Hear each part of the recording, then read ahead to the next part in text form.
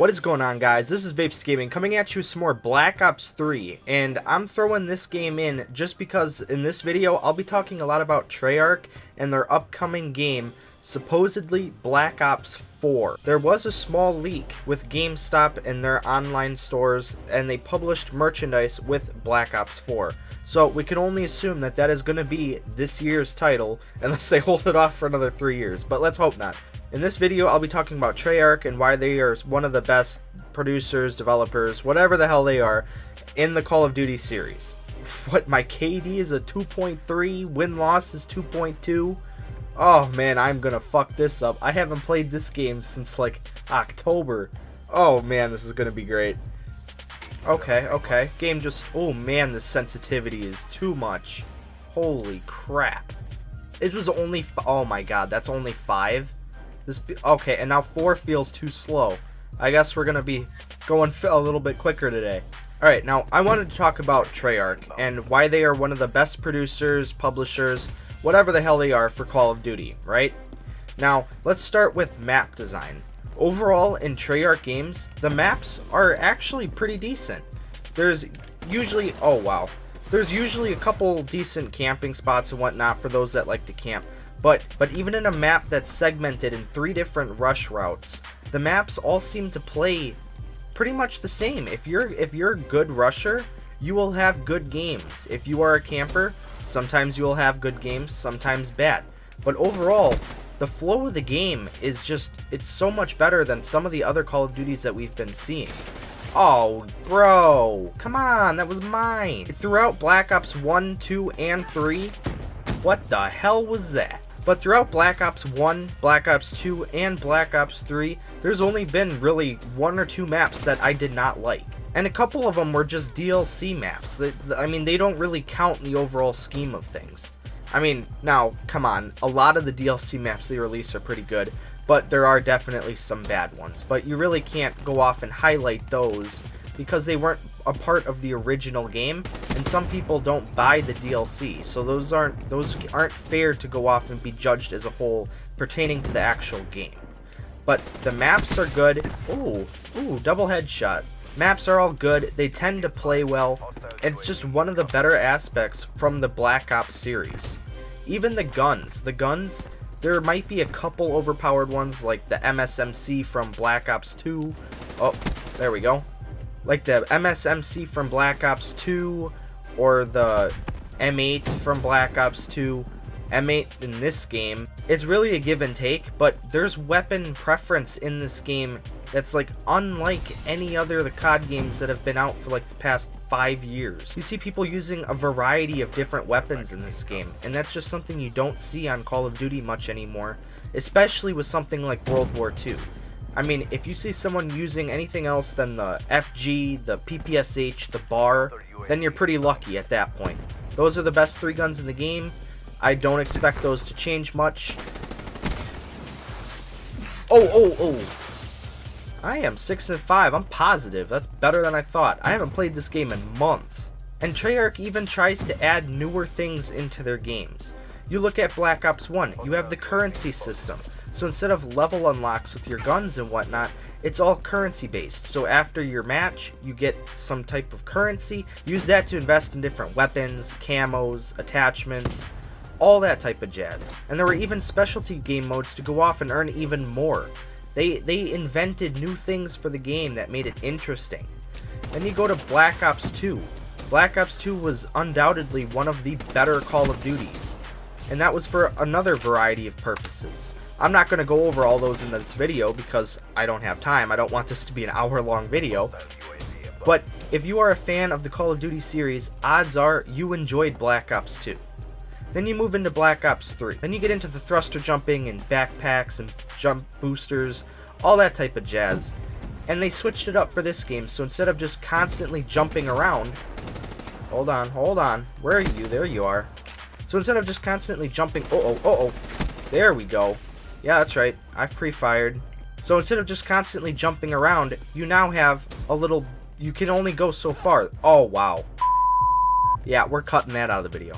But you only can go so far, so they tried to change it to make it to where it's it's more manageable for players. At that point in the stage of the game, there was no way they could take thrusters out. So they changed it to make it have a bar so it's easier to use and people just can't spam boost everywhere. Oh, you deserve a teabag, bro. Oh, there's someone else down here. Okay. Where you is, though? Do I have a grenade? Oh, I do have a grenade. Alright. Yep. That's what I thought. Yep. So even though they knew fans weren't going to be particularly thrilled with having that thruster boost system, they did try to do something in order to make it more manageable for the players. And obviously, this game had a huge player retention base. A lot of people played this game. Ooh, am I getting streaks in my first game back? You know it. I'm just that good. Ooh, got you. 10 kills. Holy shit. I'm actually going off. I'm actually surprised because I'm not used to sensitivity. I'm not used to the guns. And I'm doing well. Like, that's crazy. Ooh, yep, you weren't gonna go there, bud. Cerberus going... Oh. Yep, and that's why I'm not used to it anymore. But that brings me to my next point. Outside of 1, 2, and 3, what could Black Ops 4 possibly bring to the table? Now, we don't know if it's going to be set in a more futuristic standpoint, or exactly what's going to happen to thrusters or boots on the ground. Obviously, none of this is confirmed yet. But what I think is going to happen is that they'll bring boots on the ground back, and that they will add some type of new innovative system into this new Call of Duty. This game is already getting a lot of hype, and it's not even officially confirmed that it's going to be Black Ops 4 yet. But with all of the things that Treyarch has done in order to make their first 3 games so successful out of the entire Call of Duty series, I have no doubt in my mind that this game is going to have a lot of hype come release. But with all of that being said, there are some things that definitely have to be brought to attention in order to make sure they either are or are not in Black Ops 4, if that is the actual game that's coming out around November of this year. First being skill-based matchmaking. We do not want skill-based matchmaking. It has killed every single Call of Duty multiplayer that I have ever seen when it was in the game. Whether you are versing noobs or whether you're going against players that know what they're doing, it should be random based on the server that you end up joining, based on the game just by itself. You shouldn't be paired with people that are equal to your skill level, because what that does is it makes it to where you can't have a relaxing time to play the game. Playing a video game should be fun, but you shouldn't have to sweat every single lobby you join into in order to make sure you win. Now, World War II has said that they do not have skill-based matchmaking, and I mean, I don't really know what to think of it. I don't think that's true at all. I think they do, because every lobby I go into is just hard as hell. And no, it's not just because I'm bad at the game. My KD is like a 2.0 in that game, and my win-loss is above a 1.0. I win a lot, I get a lot of kills, but the teammates that I get are just utter trash. Like, it has to balance my skill level with their skill level in order to try to make it competitive, but that competitiveness means if I don't go off and drop 30 kills in a team deathmatch, we're bound to lose. And I don't like playing that way, and I definitely do not think that should be included in the next Call of Duty. Next thing that would be brought to mind is map design.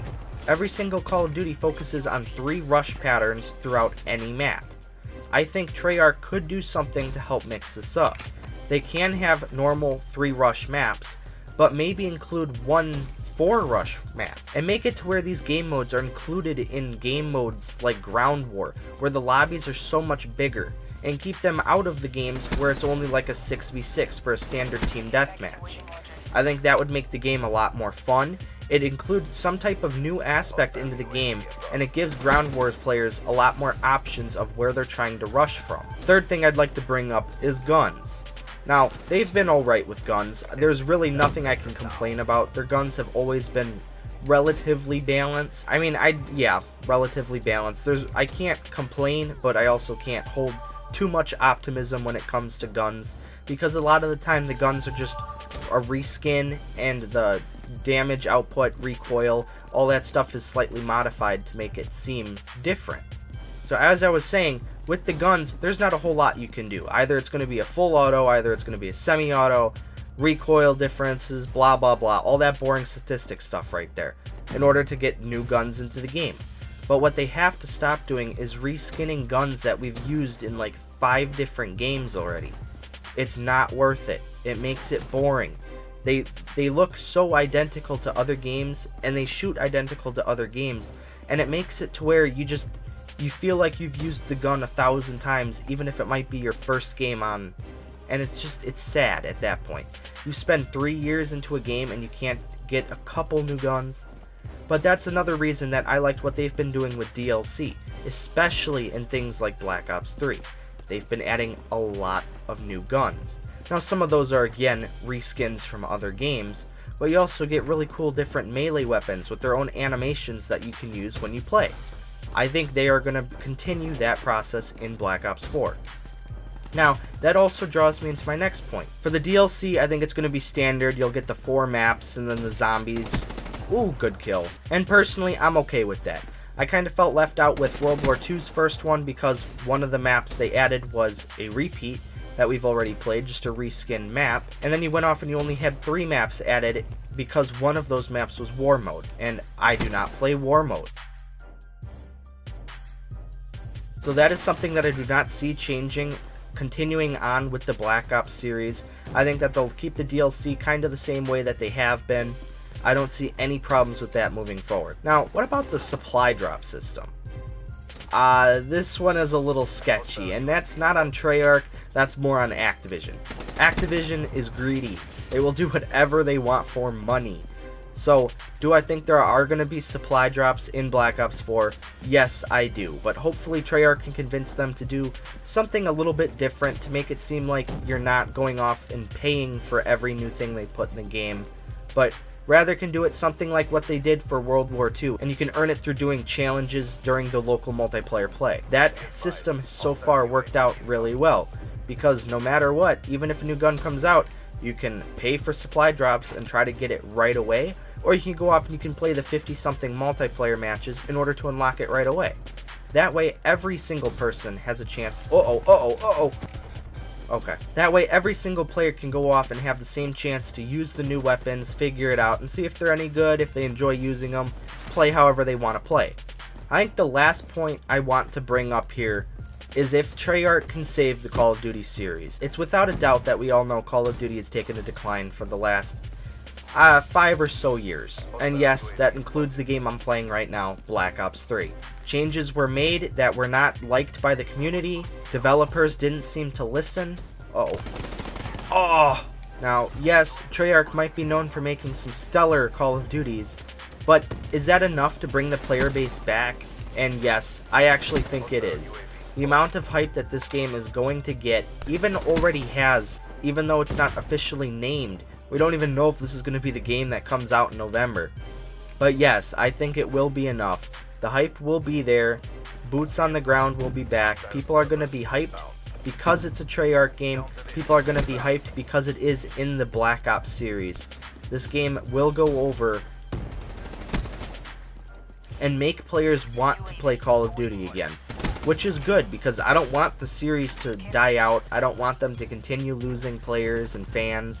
But yes, the potential that this game has makes me believe that it could revamp Call of Duty in a way that we haven't seen since Modern Warfare 3 and Black Ops 2. This game could revolutionize the series again. COD can become something that was better. We haven't seen much of anything in 5 years. And the games that they have been releasing were super repetitive. Hopefully they can incorporate all of these new things into their game to make it spiced up, to make it new to people again, rather than just revamping the old stuff we are used to and incorporating it into one game just to say, you liked it before, you'll like it now. Either way, I want to know your opinions. Do you think the next game will be Black Ops 4? Do you think it'll be good? Do you think Black Ops 4 could revolutionize Call of Duty and make it retain its player base once again? Let me know in the comments. This is Vapes to Gaming. Leave a like, subscribe to my channel for more. I'll see you next time.